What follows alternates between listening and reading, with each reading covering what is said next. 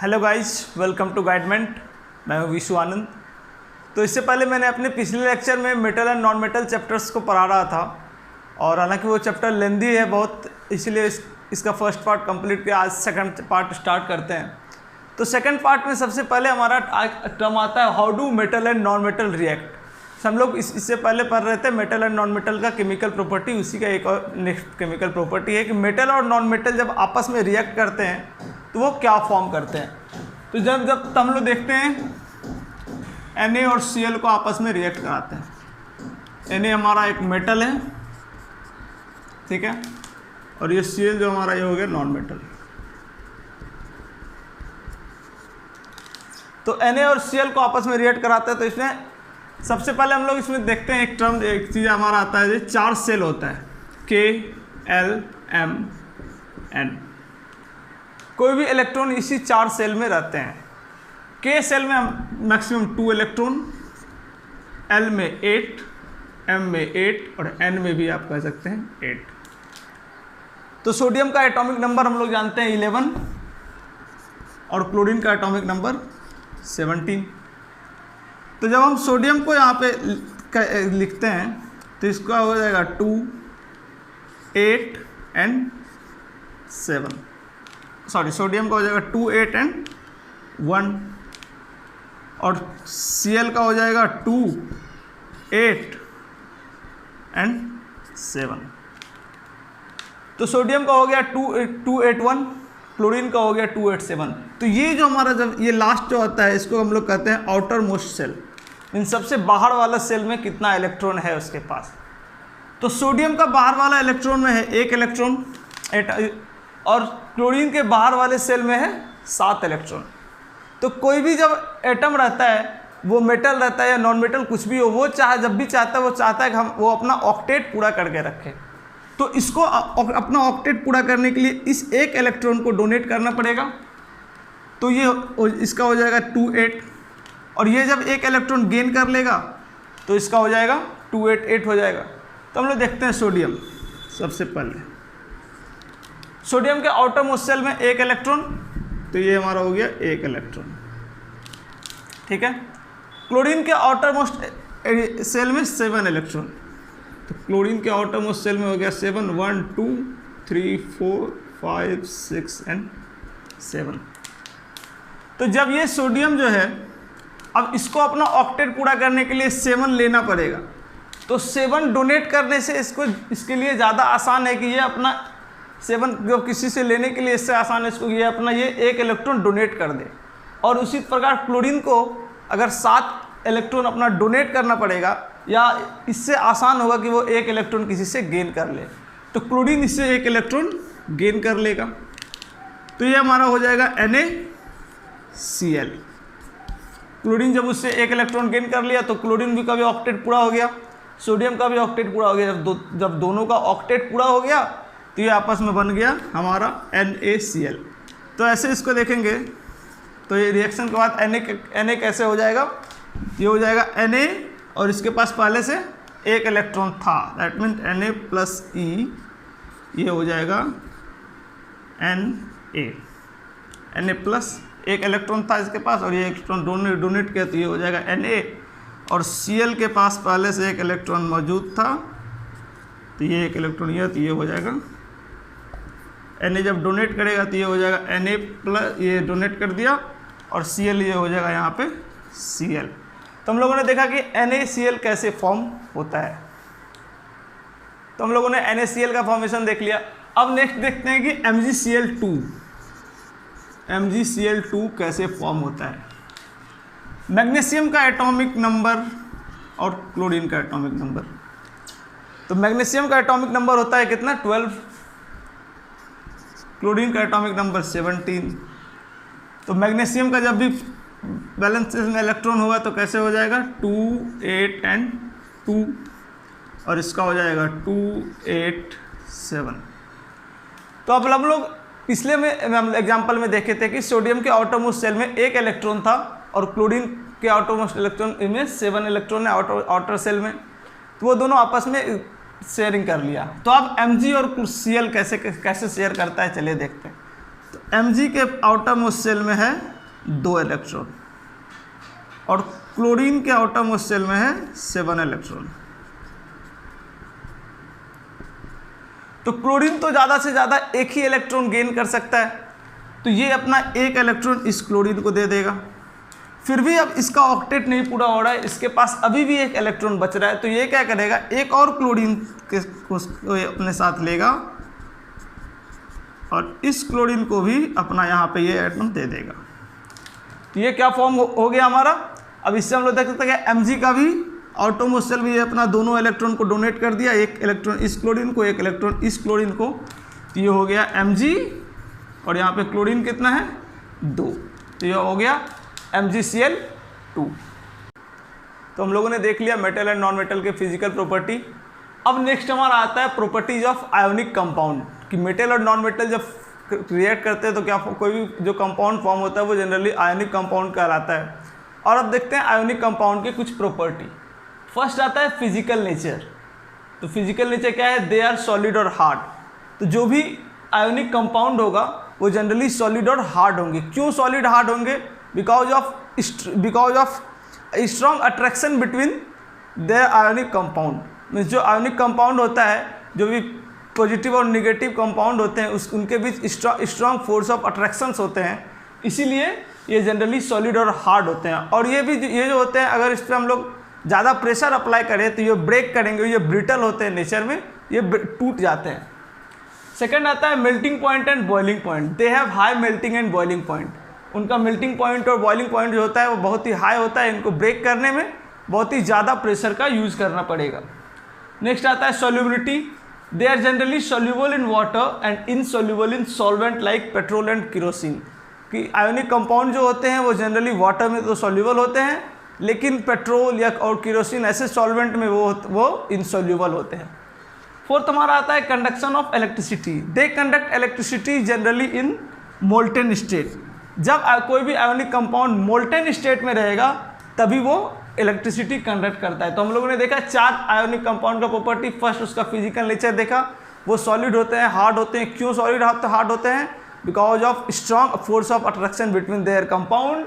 Second आता है melting and boiling point. उनका melting and boiling point generally बहुत ही हाई रहता है।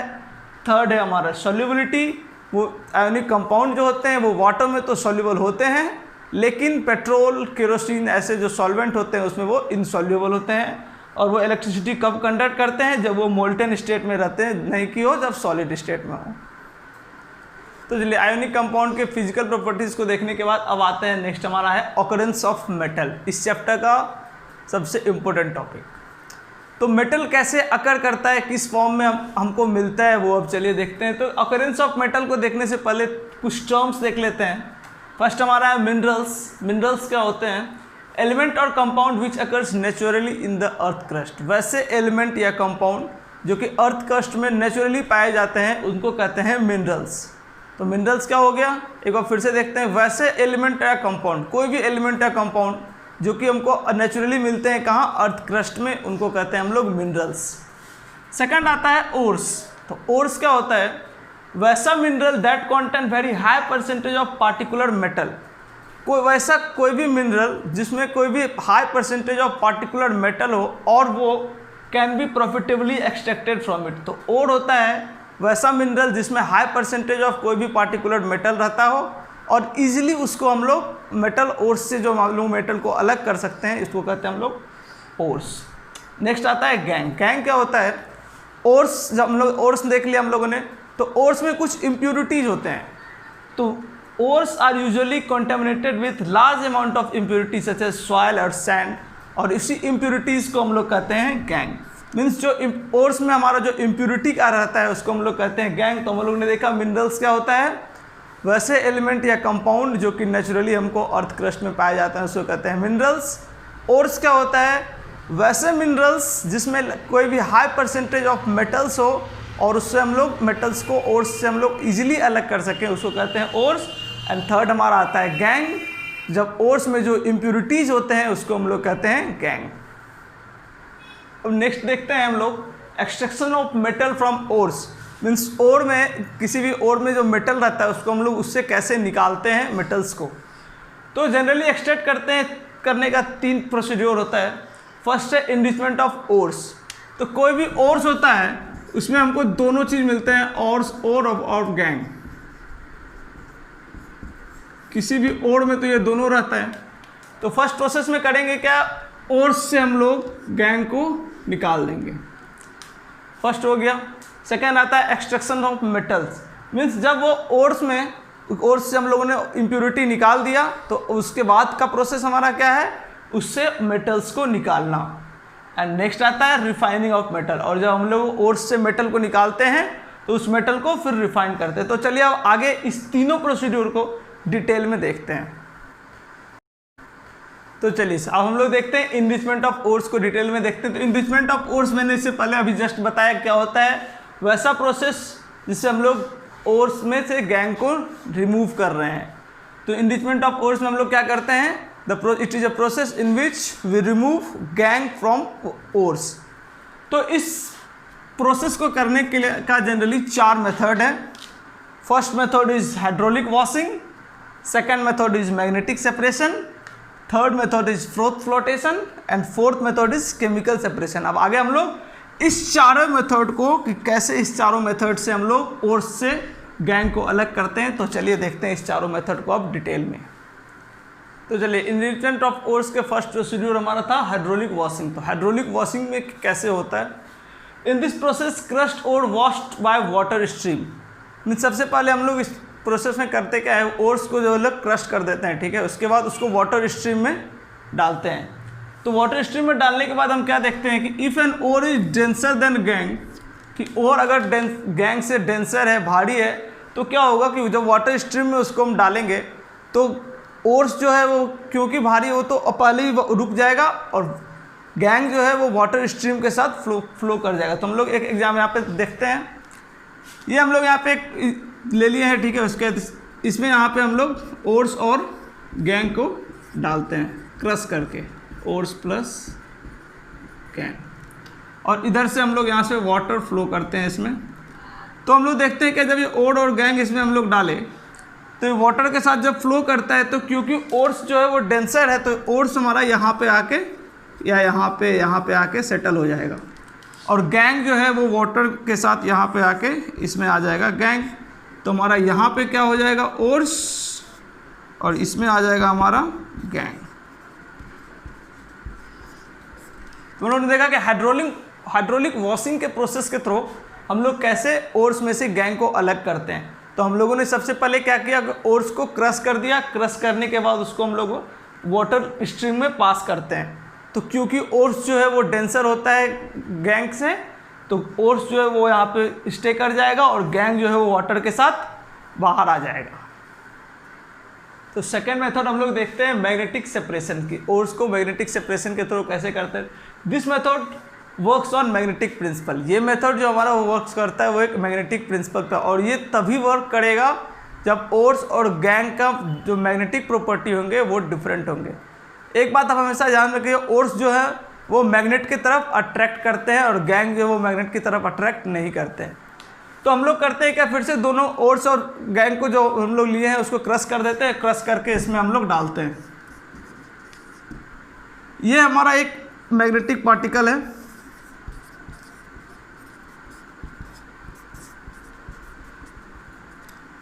और ये एक जनरल पार्टिकल है और इसको हम लोग फीता से टाइट कर दिए हैं।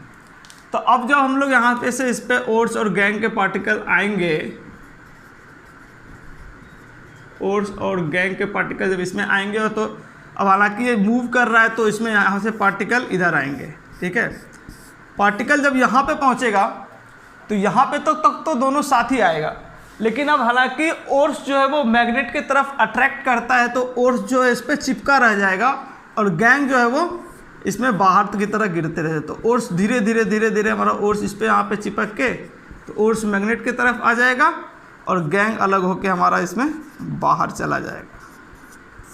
तो हम लोगों ने देखा कि मैग्नेटिक सेपरेशन के मेथड से किस तरह से हम लोग ओर्स अलग करते हैं। तो ओर्स और गैंग को हम लोग एक साथ क्रश कर देंगे, उसके बाद हम लोग इसको इधर से डालते हैं, और जब ये व्हील जो है मूव करते हैं इसमें जो है ये मैग्नेटिक पार्टिकल है। तो ओर्स ये दोनों जब यहाँ तक साथ में आता है, फिर यहाँ पे आने के बाद ओर्स मैग्नेट की तरफ अट्रैक्ट करता है तो ओर्स यहाँ पे जमे रह जाएगा और गैंग जो है वो बाहर आ जाएगा और इस प्रकार से मेरा गैंग अलग हो जाएगा और ओर्स हमारा इधर होके अलग हो जाएगा। तो नेक्स्ट आइए प्रोसेस हम लोग देखते हैं फ्रोथ फ्लोटेशन। तो फ्रोथ फ्लोटेशन कैसे होता है? It is a process of separating hydrophobic and hydrophilic material. Hydrophobic और हाइड्रोफिलिक मटेरियल को अलग करने का प्रोसेस होता है।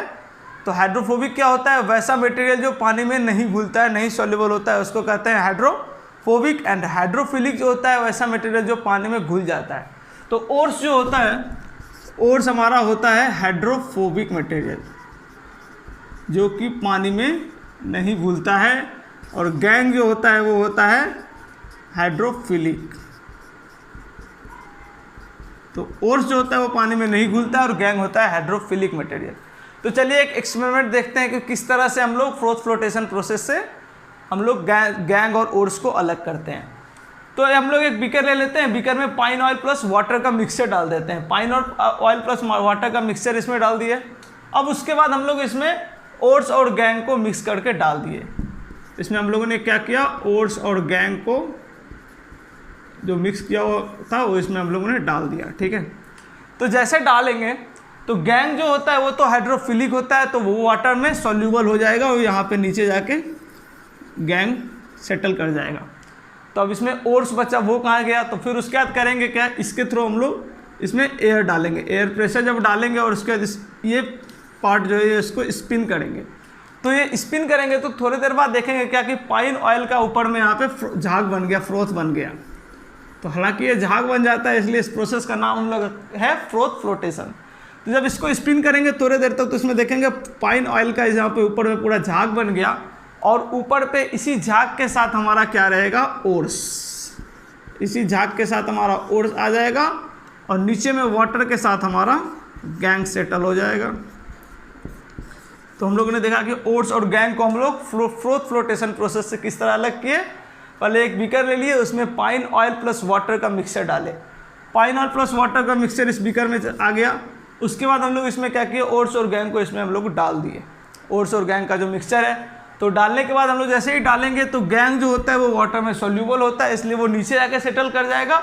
और डालने के बाद इसको स्पिन करेंगे, इसमें एयर प्रेशर डालेंगे तो इसको यहाँ पे झाग बन के पाइन ऑयल का जो पार्टिकल्स है वो ऊपर जाके सेटल हो जाएगा, और इसी पाइन ऑयल के पार्टिकल्स में हमको क्या मिलता है, ओर्स। तो हम लोगों ने देखा कि ओर्स और गैंग को फ्रोथ फ्लोटेशन प्रोसेस से हम लोग कैसे अलग करते हैं। तो चलिए इनरिचमेंट ऑफ ओर्स का लास्ट प्रोसेस हम लोग देखते हैं, केमिकल रिफाइनिंग, और इसी प्रोसेस को हम लोग लीचिंग भी कहते हैं। तो in this process ores are soluble और गैंग आर इनसोल्यूबल। तो इस प्रोसेस में जनरली ओर्स जो होते हैं वो सोल्यूबल होते हैं और गैंग जो हमारा होता है वो इनसोल्यूबल होता है। It is done in pressure cylindrical vessel. तो ये लीचिंग का प्रोसेस जो हमारा होता है उसको कैसे हम लोग करते हैं, किसमें करते हैं, तो प्रेशर सिलिंड्रिकल वेसल में। तो इस रिएक्शन करने के बाद, रिफाइनिंग करने के बाद जनरली ओर्स जो होता है वो कन्वर्ट किस में करता है, मेटल सॉल्ट में। जब हम लोग रिफाइनिंग करेंगे या लीचिंग करेंगे तो उसमें लोग देखेंगे ये ओर्स जो है वो मेटल सॉल्ट में कन्वर्ट करता है, और उसके बाद हम लोग इस मेटल सॉल्ट में से मेटल को अलग करते हैं और सॉल्ट को अलग करते हैं। तो रिएक्शन देखते हैं। Zn जिंक सल्फाइड लिया मैंने, जिंक सल्फाइड का रिएक्शन कराए, ऑक्सीजन के प्रेजेंस में रिएक्शन किए इसको H2SO4 मीन्स सल्फ्यूरिक एसिड से। तो जब Zn का रिएक्शन करते हैं H2SO4 in the presence of O2, तो प्रोडक्ट हमारा आता है ZnSO4 जो कि हमारा एक हो जाएगा सॉल्ट प्लस H2O और प्लस 2S, और ये हमारा है गैस। तो ओर्स हमारा किस में कन्वर्ट हो गया, तो Zns को जब हम लोग O2 के प्रेजेंस में H2SO4 से रिएक्ट कराते हैं तो प्रोडक्ट हमारा आता है ZnSO4 जो कि एक सॉल्ट है, उसके बाद सेकंड आ गया H2O और 2S, और फिर जब ये सॉल्ट आ जाता है ZnSO4 तो इस सॉल्ट में से इसको ये हमारा कहलाएगा मेटल सॉल्ट, और इस मेटल सॉल्ट में से आफ्टर बाद में प्रोसेस में हम लोग मेटल और सॉल्ट को दोनों को अलग कर देते हैं। तो हम लोगों ने देखा कि इनरिचमेंट ऑफ ओर्स के 4 प्रोसेस हम लोगों ने देख लिया। तो देखते हैं electronic configuration of some element. हम लोगों ने अभी देखा कि मेटल और नॉन मेटल जब आपस में रिएक्ट करते हैं तो आयोनिक कंपाउंड फॉर्म करते हैं। तो एक इससे पहले लेक्चर में हम लोगों ने दूसरे तरह से इलेक्ट्रॉनिक कॉन्फ़िगरेशन देखा था। इसमें अभी मैंने बताया कि के सेल में L और Mn ये 4 सेल होते हैं, उसमें नंबर ऑफ इलेक्ट्रॉन कैसे कैसे सेटल होते हैं। तो हम लोग कुछ एग्जांपल्स देखते हैं। फर्स्ट नोबल गैस, कुछ नोबल गैसेस में देखते हैं। फर्स्ट हमारा आता है हीलियम। हीलियम का एटॉमिक नंबर 2। तो अब हीलियम का 2 एटॉमिक नंबर है, तो आउटर मोस्ट शेल में इलेक्ट्रॉन होता है 2। सेकंड आता है नियोन। नियोन का एटॉमिक नंबर है 10, तो 10 का इलेक्ट्रॉन के इसका कन्फिग्रेशन कैसे लिखेंगे, तो हो जाएगा 2 and 8, एल में हो जाएगा 8। नेक्स्ट है आर्गन। आर्गन का एटॉमिक नंबर 18, आर्गन का हो जाएगा 2, 8 एंड एम सेल में 8। अब कुछ मेटल्स देखते हैं। जैसे मेटल्स में हमारा आता है एल्यूमिनियम। एल्यूमिनियम एटॉमिक नंबर 13, तो एल्यूमिनियम हो जाएगा 2, 8, 3। उसके बाद हमारा आता है पोटासियम। पोटासियम का एटॉमिक नंबर 19, तो पोटासियम हो जाएगा 2, 8, 8 and 1। After that calcium. Calcium atomic number 20, तो ये हो जाएगा 2, 8, 8 एंड 2। कुछ नॉन मेटल्स देखते हैं। नॉन मेटल्स नाइट्रोजन, जिसका एटॉमिक नंबर होता है 7, तो इसका हो जाएगा ये 2 and 5। Next phosphorus atomic number 15, तो फॉस्फोरस का हो जाएगा 2, 8 and 5। And after that sulphur. Sulphur का एटॉमिक नंबर 16, तो ये हो जाएगा 2, 8 and 6। तो हम लोगों ने देखा कुछ नोबल गैस, कुछ मेटल्स एंड कुछ नॉन मेटल्स के इलेक्ट्रॉनिक कॉन्फ़िगरेशन। तो हम लोगों ने देख लिया कि इनरिचमेंट ऑफ ओर्स के चारों मेथड देख लिए। तो अब यहाँ, हालांकि ये चैप्टर मैंने अपने पिछले लेक्चर में आपको पहले ही बता दिया कि ये चैप्टर थोड़ा लेंदी है, तो इस चैप्टर का सेकंड पार्ट मैं यहाँ पे कंप्लीट करता हूँ, और होप सो कि थर्ड पार्ट, जिसका मतलब थर्ड लेक्चर जब आएगा तो उसमें इस चैप्टर पूरी तरह से हम कंप्लीट कर लेंगे। तो अगर आपको वीडियो अच्छा लगे तो please do like, share and subscribe. Thank you.